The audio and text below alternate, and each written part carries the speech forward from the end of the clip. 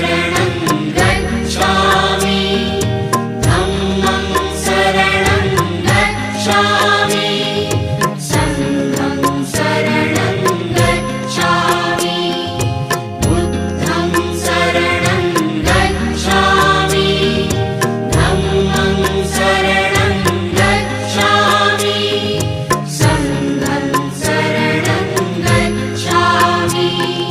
जनामनातून प्रकटित व्हावी ही बुद्धाची नीती।